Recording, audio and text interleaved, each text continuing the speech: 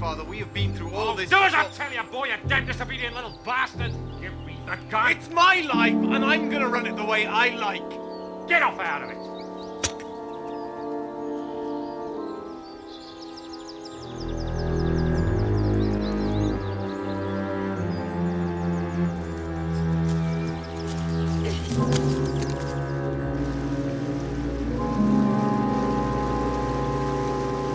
Good morning. Good morning. Caught anything? Not yet. Holmes! What on earth are you doing here? Looking for you. Now carry on, my dear fellow. Don't let me disturb you.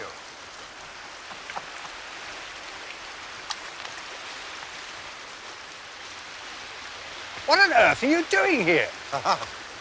A case has brought me this way. What sort of case? The newspapers are calling it the Boscombe Valley Mystery. I expect you've read something of it. No, not a word. I haven't seen a paper for days. A farmer called McCarthy, Australian by birth, met his death by a mere at the bottom of his farm. They seem to have established a very serious case against the son of the murdered man. There's a big one just under that rock. So then it's, a murder. Well, it's conjectured to be so. Of course, I shall take nothing for granted until I've had a chance to look into it personally. Naturally. I don't wish to spoil your holiday, but I was wondering if I could persuade you to join me for a couple of days. Well, of course. Are you sure? I should be delighted. Then we must move quickly. Our local train leaves in 35 minutes.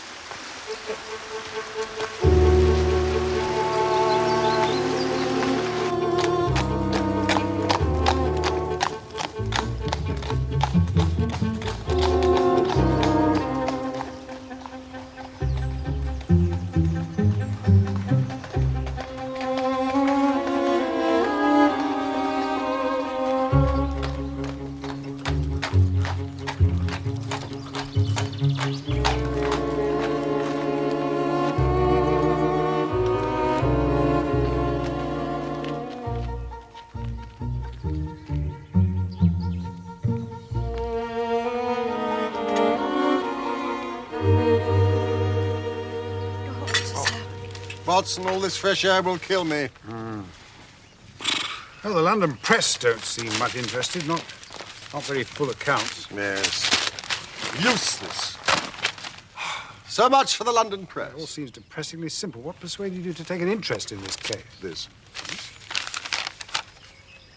Boscombe Valley Mystery. There has been a grave miscarriage of justice. The matter is urgent. We need your help. Please come if you can. Alice Turner. Good heavens. Who is Alice Turner?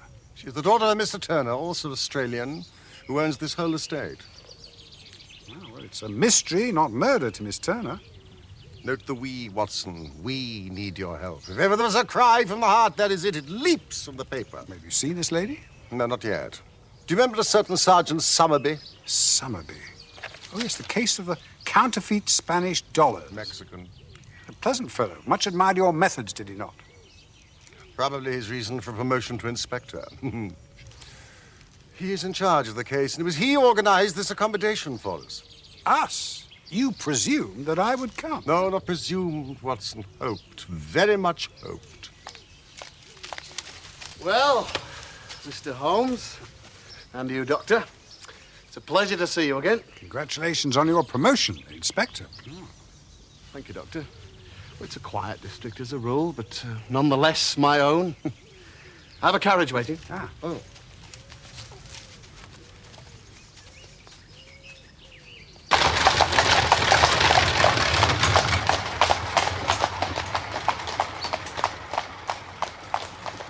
McCarthy, the murdered man, rented a farm called Hatherley from Mr. Turner, who was one of the largest landed proprietors in this part of the country.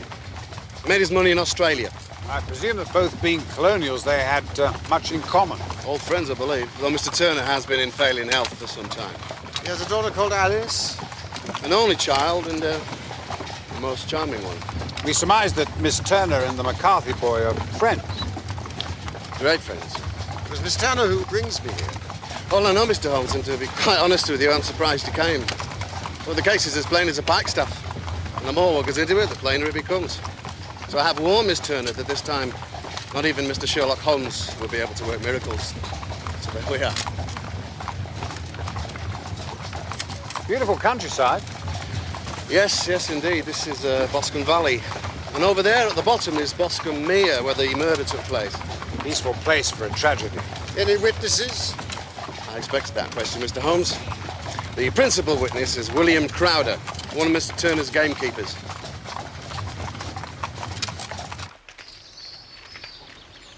It was after I'd had my dinner. Last Monday it was, the 3rd of June. Oh, that's right. Now, I'd fed the young pheasants, poults we call them. You were planting out lettuces.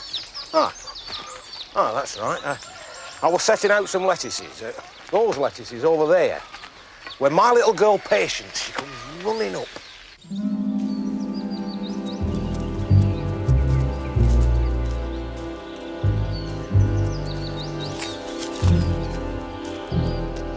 Dad, the McCarthys are fighting. Won't be the first time. Well, don't you worry about it, Patience. Take no concern of ours. Go on, in you go.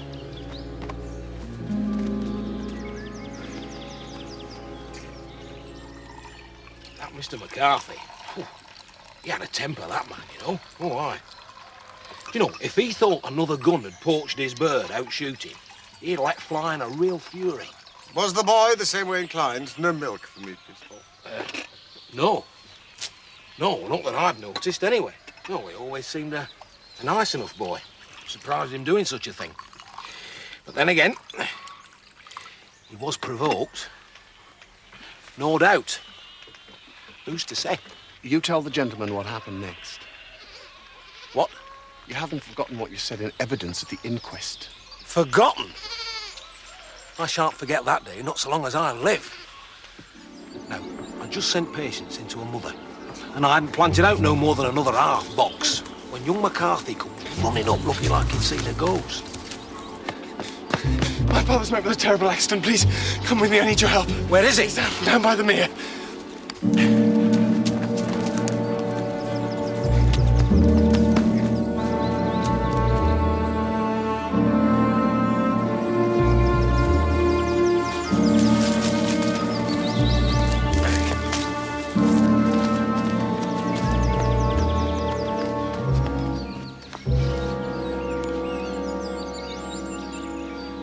Is he alive?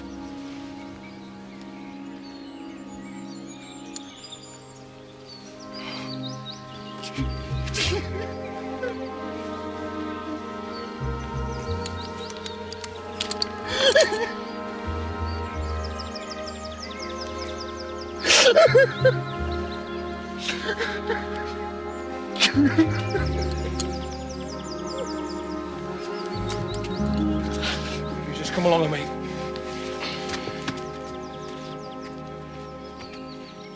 I brought him back here, and I sent my wife down in the trap for the police. Did the boy say anything? No, not a word. He just sat there where you are, sobbing and moaning.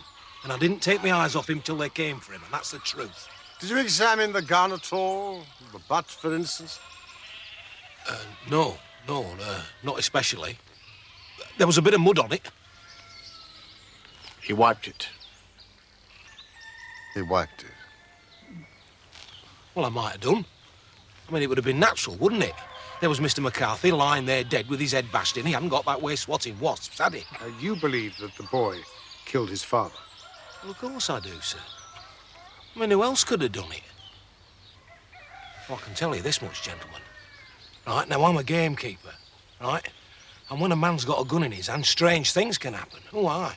Now, I've seen men, quiet, law-abiding gentlemen, you put a gun in their hands, they turn into near maniacs. Thank you so much, Mr. Crowder, for giving so much of your valuable time. Well, it's been a pleasure, gentlemen. It's not the first time I've been able to help the cause of justice. No, not by a long shot. Well, last year, Candlemas time, you remember, Inspector? No, I'm a liar. It was 2 years ago. We must be on our way.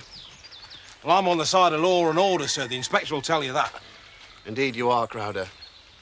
Thank you. Goodbye. They're all the same, these country people. Once they get an audience, they'll talk the hind leg off a donkey. Now, if you follow me, I'll take you down to the scene of the crime. No need for the moment. That's very true. No need in the circumstances. It's a sad case, but a pretty clear one. The glass is high.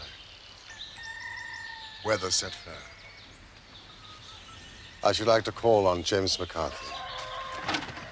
I can arrange it if you wish. Tomorrow. Tomorrow.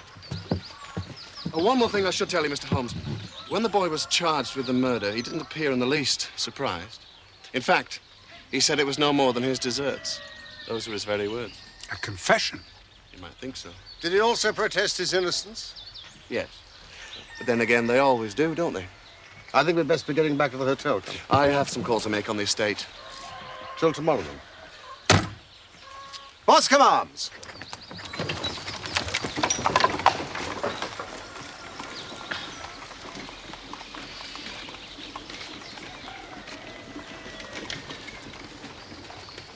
The boy said he got no more than his dessert. Oh, that's a pretty suspicious remark. I mean, coming after such a damning series of events. On the contrary, it's the brightest rift I can see in the clouds at present. Self-reproach and contrition displayed by his remark appears to me to be signs of a healthy mind rather than a guilty one. Well, many men have been hanged on far slighter evidence. So they have, and many men have been hanged wrongfully. Oh, look, a pheasant.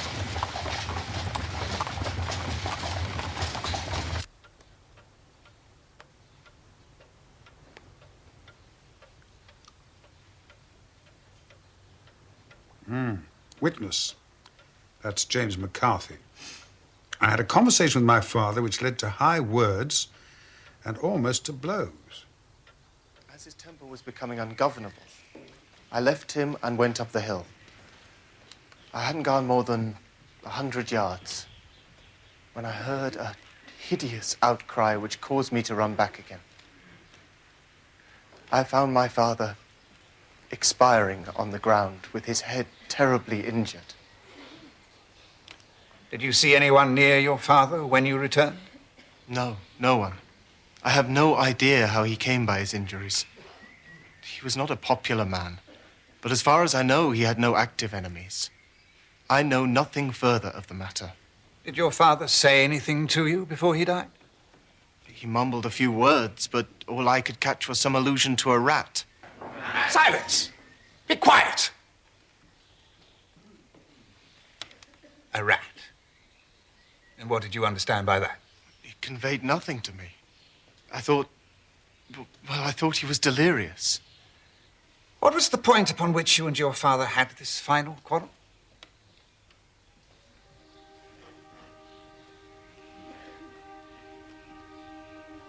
I should prefer not to answer that question, sir. I'm afraid that I must press it. It really is impossible for me to tell you. But I can assure you that it had nothing to do with the sad tragedy that followed. That is for the court to decide. I need hardly point out to you that your refusal to answer will prejudice your case considerably in any future proceedings which may arise. You may sit down.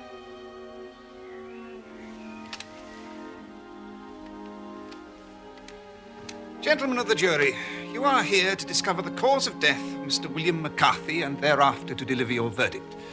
You have heard the facts of this crime, and I believe they make the situation very clear. Mr. James McCarthy's account of his father's dying is singular, to say the least.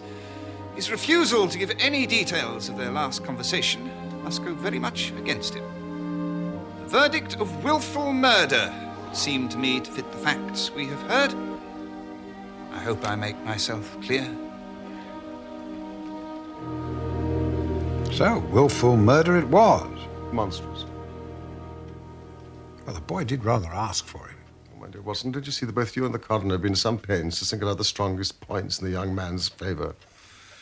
Don't you see that you alternately give him credit for too much imagination or too little? Too little if he could not invent a quarrel which would give him the sympathy of the jury. Too much if he evolved from his own inner consciousness anything so outre as a dying reference to a rat. Well, these country coroners do think they're little tin pot gods. Oh, it's an absolute scandal. No, no, no. I shall approach this case from the point of view that what this young man says is true.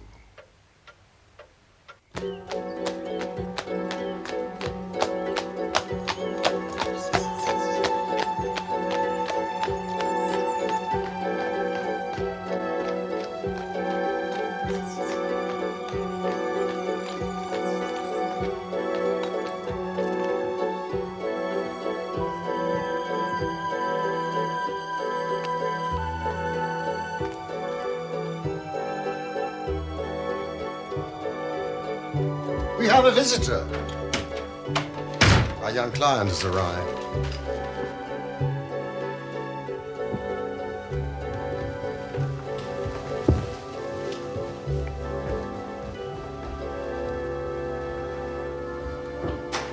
Come in. I'm so glad you've come, Mr. Holmes. I'm Alice Turner. This is my friend and colleague, Dr. Watson. Dr. Watson, of course. It is you who have written down some of Mr. Holmes's cases in such an interesting way. You see, I know all about you, Mr. Holmes, and your wonderful success.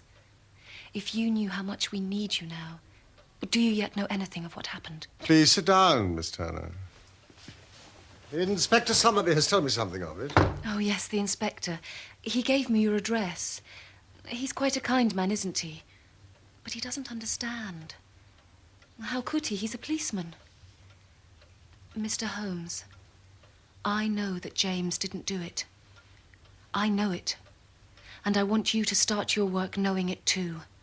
Never let yourself doubt upon that point. Have you known James McCarthy a long time? Yes, all my life. We have known each other since we were children. But he is too tender-hearted to hurt a fly. Well, this charge is just absurd to anyone who really knows him. Well, I hope that we may clear him. I should do all I can. But from what you've heard already, do you not think he's innocent? I think it is probable. Though I don't think my friend is so convinced. Well, I think that Mr. Holmes has been a little quick in his conclusions. But you are right. Oh, I know that you are right. James never did it. His quarrel with his father, which you would not talk about to the coroner. Do you know anything of it? I believe it was because I was concerned in it. In what way? It is no time to hide anything now. James and his father had many disagreements about me. Mr. McCarthy was very anxious that there should be a marriage between us. Well, James and I have always loved each other like brother and sister. Of course, we haven't seen so much of each other lately. I have been away at boarding school for some years, and James has been studying in Liverpool. He is only 22 and has seen very little of life, and... well, I suppose he does not wish to do anything like that just yet. So there were quarrels. And this, I'm sure, was one of them. How old are you, Miss Turner?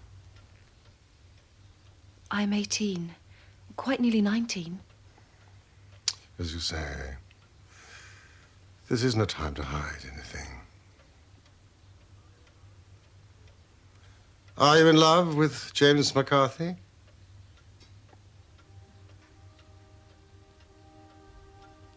Yes, I am, Mr. Holmes. Very much in love. There is no one else and never will be. Even if... And he with you? I think so. I hope so. But how should I know for sure? We have never discussed marriage. Was your father in favor of such a union? No. He was averse to it. No one but Mr. McCarthy was in favor of it. Thank you for being so frank with us. If I was to visit your father, could I see him, please? I'm afraid not. The doctor has forbidden any visitors. Oh, I'm sorry. We did not know he was so ill. My father has never been strong, but this has broken him completely. He is taken to his bed, and Dr. Willow says that he's a wreck and his nervous system is shattered. Well, I can hardly leave him, or I would have been at the railway station to meet you. You see, Mr. McCarthy was the only man alive who had known Dad in the old days, in Australia. Australia? In Victoria, at the mines, the gold mines. That's where Dad made all his money. You have been of material assistance to me. Will you be able to see James? Tomorrow. Tell him that I know him to be innocent. I will. Could you give him this? Of course. And if you have any news, you will tell me. I must go home now. I left my father asleep, but if he wakes and I'm not there, he'll be upset. Goodbye. Goodbye. And God help you in your undertaking.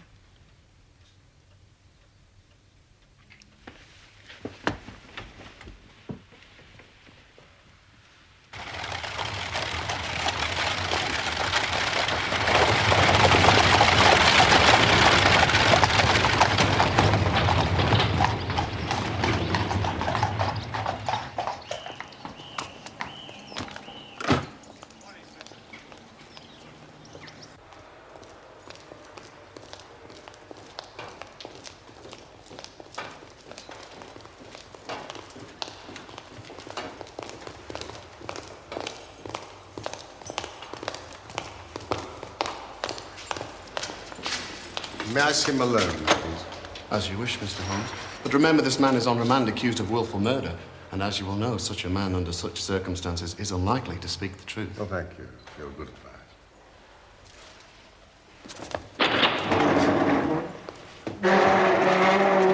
James McCarthy, my name is Sherlock Holmes. I'm here to help you. How should I know that? You came with a police inspector. I saw him out there. I'm here at the request of Miss Turner.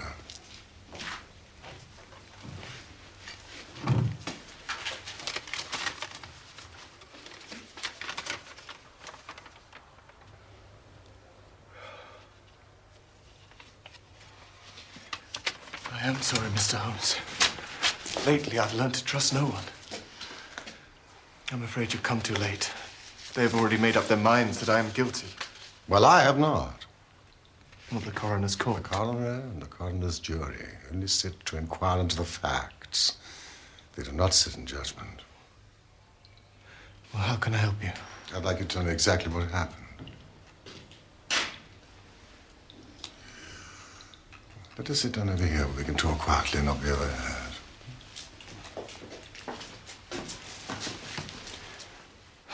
Where shall I start? You choose. Well, I've been studying in Liverpool for some 3 years. My father was most anxious I should have some academic qualifications. It was on that day, June the 3rd, that I returned home. Was your father expecting you? No, not exactly. He knew I was due for a few days' holiday, but not the exact day. A local carrier took me up to the farm from the village. Nice to see you back, Master James. Oh, it's nice to be back, George. Hey, stand. Is my father in the house? No. Went off about 5 minutes ago. Looked as though he had something on his mind. All right, George. Will you be wanting pony later? No, I'll ride tomorrow. I might take the gun, see if I can put a few rabbits. They need shooting. Place is crawling with them. Walk on.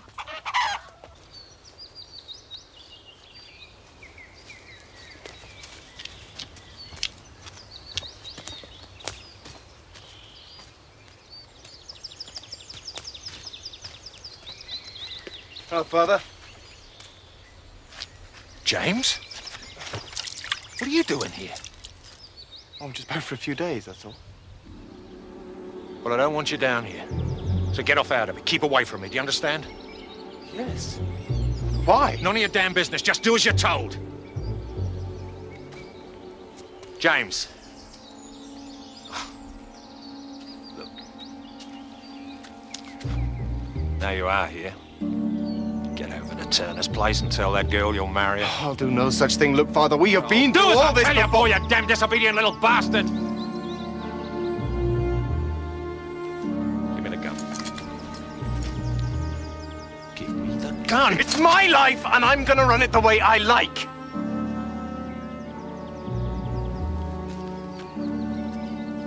All right. Damn you. I'll throw you out. I'll ruin you. You see.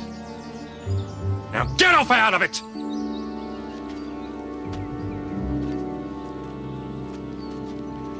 I had hardly gone any distance at all when I heard a terrible scream. I ran back down and found my father lying on his side. Did you see anyone else? No one. No movement anywhere? No, my attention was entirely on my father. He was terribly wounded. You would not tell the coroner about this quarrel with your father? It was something private. It was no business of his. Was it not because this confrontation with your father might seem to incriminate you? No. No, it was because it concerned Alice. It was no business of the coroner's or anyone else's. I wasn't going to have her name bandied about in the courtroom. You do know that Alice loves you, James, and believes you to be innocent. Yes, I know. The thought of her love and her faith in me has kept me in some sort of insanity in this horrible place. And yet you did not wish to marry her, as your father so clearly wished. Perhaps you did not share her love. I do, Mr. Holmes. I love Alice Turner. I adore her. I worship the very ground she treads on. But... And yet? I could not ask her to marry me because I was married already.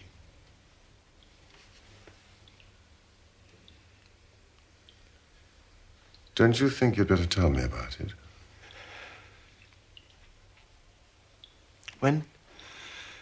When I first started studying in Liverpool, my father gave me a very generous allowance. Well, it's too generous for my own good. I became very wild and fell in with a bad set of people. In a fit of drunken madness, I went through a form of marriage in a register office to a woman much older than I was. A barmaid. I hardly ever saw Alice at that time. Of course, I couldn't tell my father. He would certainly have thrown me out, as he'd so often threatened. Yes, I'm sure he would. Have you any idea who could have killed your father so brutally? None whatsoever. Do you know, I go over the scene day after day after day in my mind. But I am as puzzled as everyone else is. Don't give up hope. Thank you, Mr. Holmes. Oh, Mr. Holmes. It hardly concerns all this business, but perhaps I should tell you. Some good has come out of this evil. Since I've been in here, I've received a message from the woman I married, who has read in the newspapers that I am in serious trouble and likely to be hanged. She wrote that she had a husband already in the Bermuda dockyard. Good heavens. So, there is no legal tie between us. If only I had known before. You're right to tell me.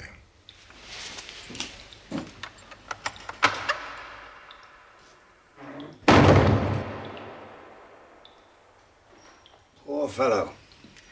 Must have been maddening to be upbraided by his father for not doing something he would give his very eyes to do. If he's innocent, who did it? Indeed. Well, perhaps I can help. I've not been entirely idle in your absence. In the surgeon's deposition at the inquest, it states that the posterior third of the left parietal bone and the left half of the occipital bone were shattered by blows from a blunt weapon. Now, that's here, huh? Behind. But the evidence states that they were quarreling face to face. That's a very nice piece of deduction, Watson. Thank you. But hardly a valid one. McCarthy could have easily turned his back the moment the girl had run off. But I'm so glad that you're coming round to my way of thinking. And Miss Turner's, the boy, is innocent. Now, Holmes, you're putting words into my mouth. I didn't say that. But you're thinking it. Just a little.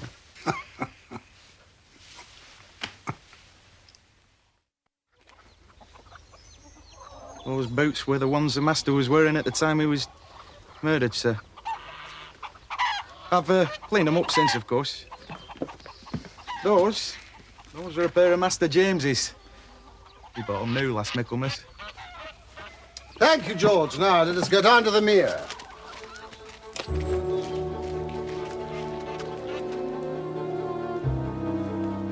This is the place, Mr. Holmes. You can still see traces of the blood. Please, would you keep clear of this area?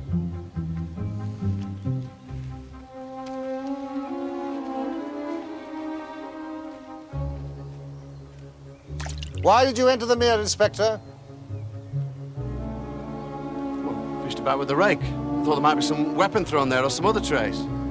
If only I'd been here before they came, like a herd of buffalo, and wallowed all over it.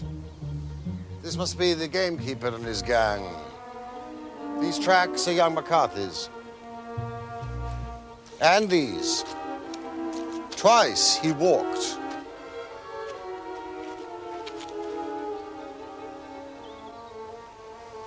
He turned. Once he ran. So that the soles of the feet are deeply marked, the heels are hardly visible. That would bear out his story. He ran when he saw his father on the ground. Doesn't work at it, I'll say that. The father paced up and down, right here. What have we here? Tiptoes. Tiptoes. Square toes. Most unusual boots. Where did Mr. Square Toes come from?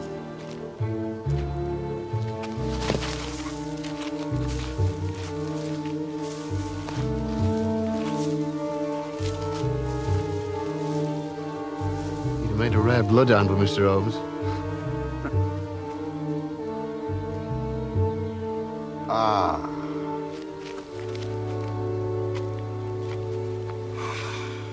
It has been a case of considerable interest. Come.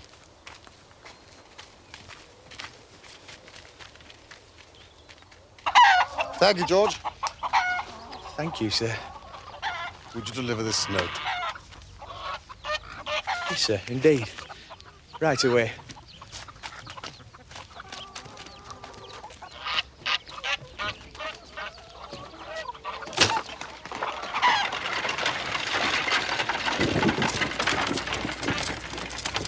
This may interest you, Inspector. The murder was done with it. I've seen no marks. There are none. Well, how do you know then? The grass was growing under it. It's only been there a few days. It corresponds with the injuries. And the murderer? He's a tall man, left-handed, limps with the right leg, wears thick-soled shooting boots with square toes, smokes Indian cigars, uses a cigar holder, and carries a blunt penknife in his pocket.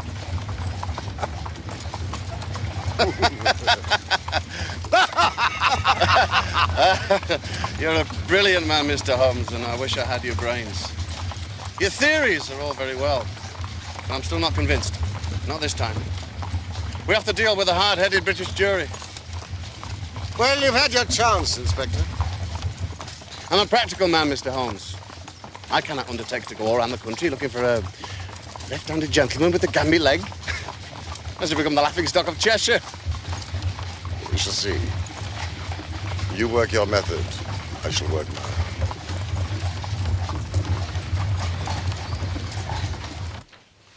Now, let us take this morning's work. From my examination of the ground, I gained details as to the personality of the criminal. But how? You know my method. It is founded upon the observance of trifles.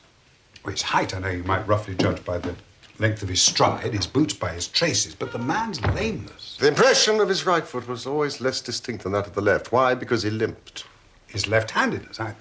The blow was delivered from immediately behind, and yet it was on the left-hand side. Watson. He must have been a left-handed man, of course. He stood behind that tree during the confrontation between father and son. He even smoked there. Smoked? Cigar ash. An Indian cigar.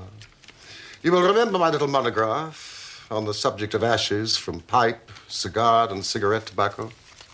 100 different varieties, if I remember. 140, thank you, Watson.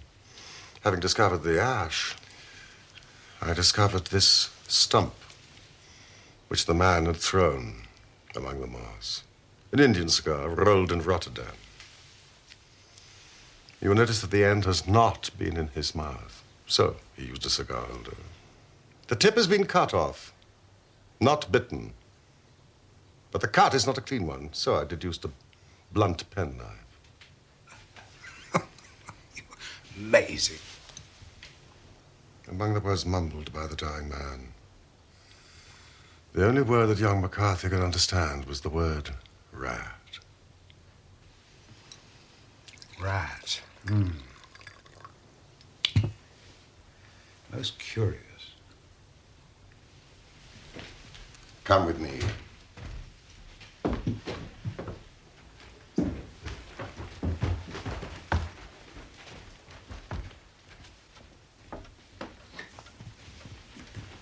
Now,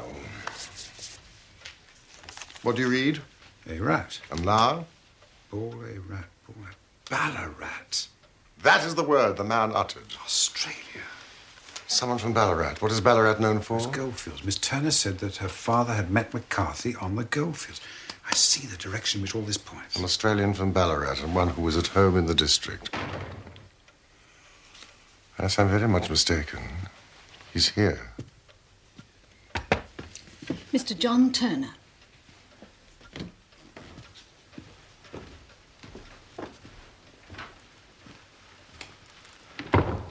Mr. Holmes. Dr. Watson. My daughter told me you were lodging here. Did you get my note? Yes, yes. Something about coming here to avoid a scandal. Better than meeting up at the hall. People might talk. Why'd you wish to see me?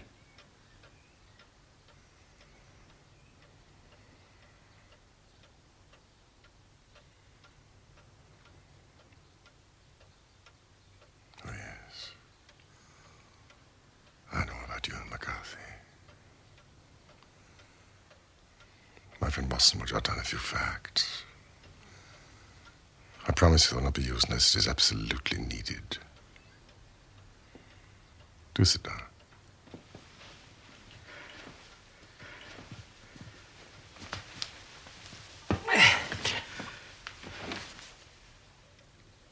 You didn't know the dead man McCarthy.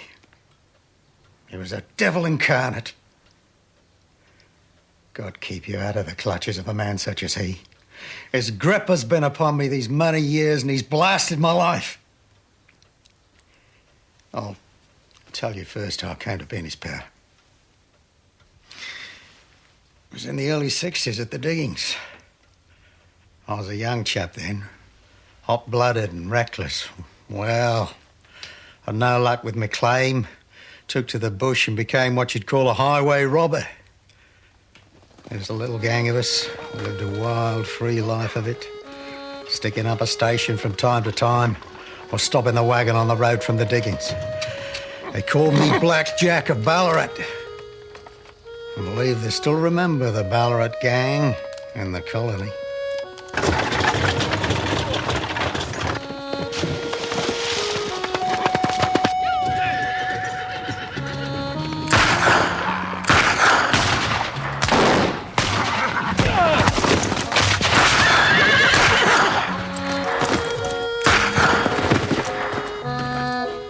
The wagon driver was McCarthy, and I spared him. Get out of it! Go on, shift! Do a botany! Fast!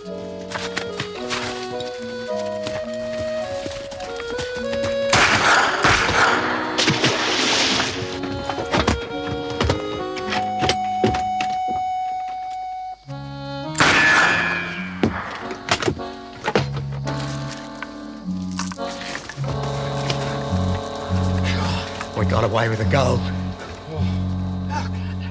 My mate and I were wealthy men beyond the dreams of avarice. There was...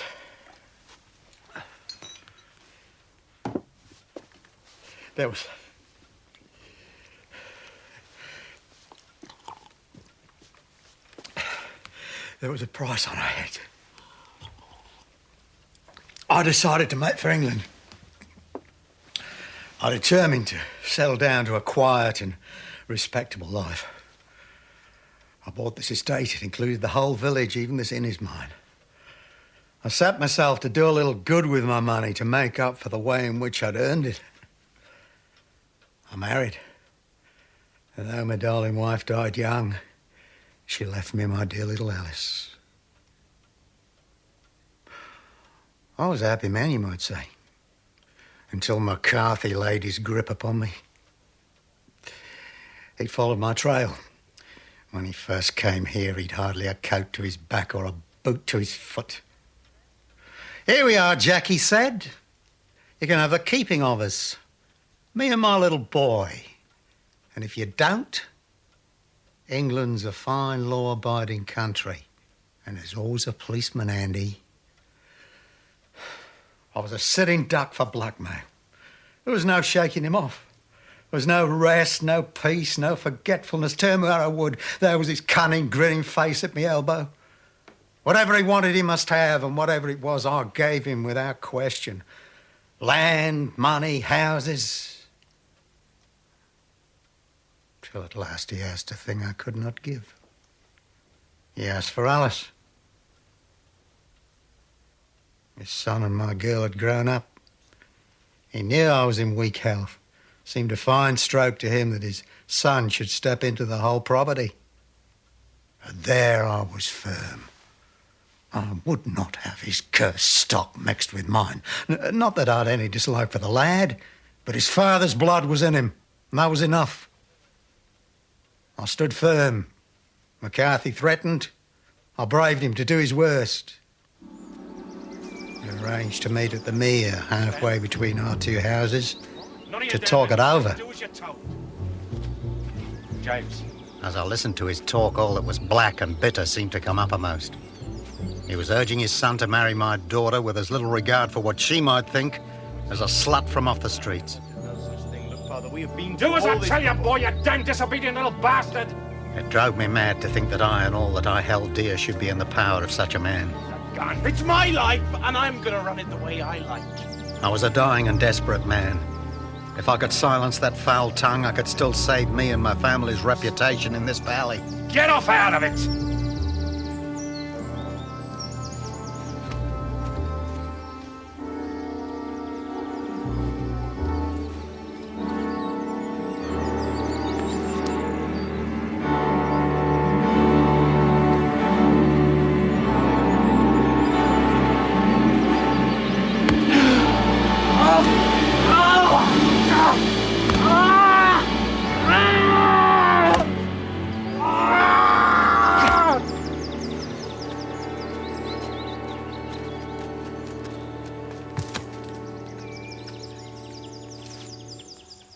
I did it, Mr. Holmes, and I would do it again. Deeply though I have sinned, I've lived a life of martyrdom to atone for it. And my girl should become entangled in the same meshes which held me was more than I could suffer. I struck him down with no more compunction than if he'd been some foul and venomous beast.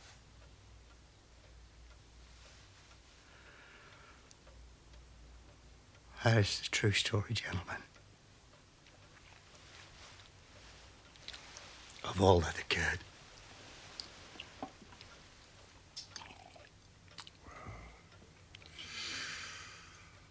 It is not for me to judge you, but I hope that we may never be exposed to such temptation. I pray afraid not, sir. I'm a dying man. I've had the diabetes for years. My doctor says it's a question of whether I shall live a month. Yet I'd rather die under my own roof than in a jail. Young McCarthy must be got off, however. Oh, God help me, but I wouldn't let that young man come to harm. I'll give you my word that I'd have spoken out if it went against him at the assizes. I'm very glad to hear you say so.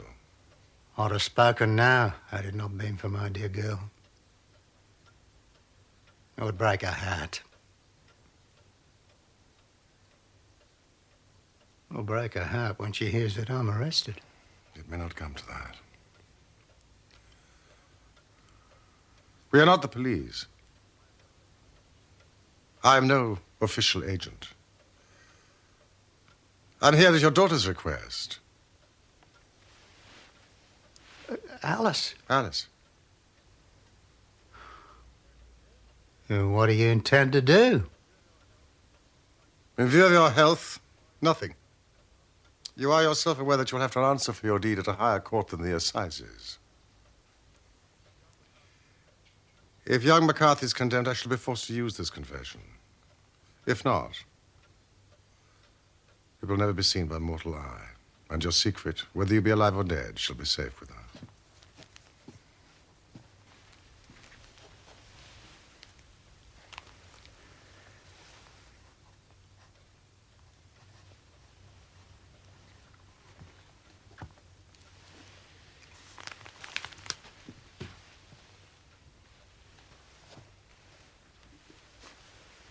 Farewell, then.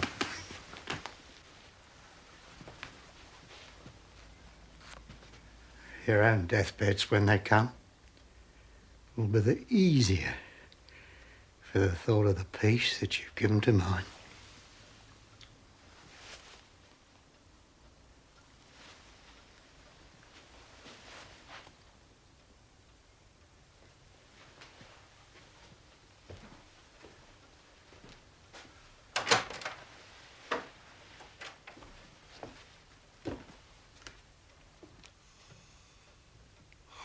God help us.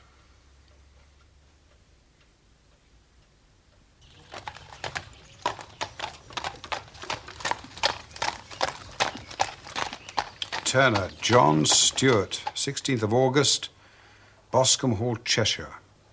After a long illness, bravely born, beloved father of Alice. Now, we're free to use that confession at young McCarthy's trial.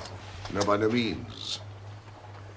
My promise was they would not be used unless McCarthy is condemned, and I think I've given enough objections to the charge to ensure his acquittal. I hope so.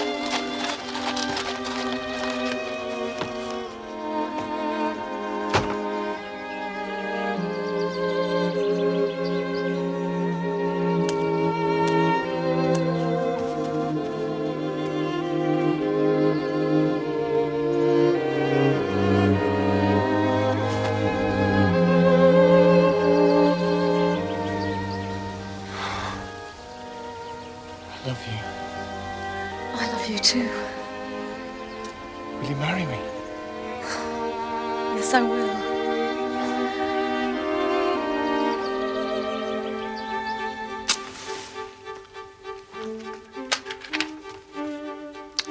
A happy ending to a brilliant case.